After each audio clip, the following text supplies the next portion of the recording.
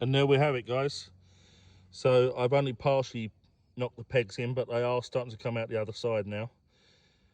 So we've got a nice tight joint here. It's pretty good on the inside here. This is very small gap. Probably looks bigger on camera than it actually is.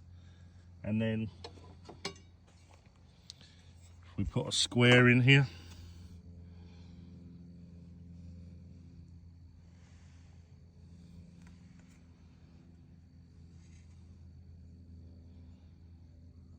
Perfectly square.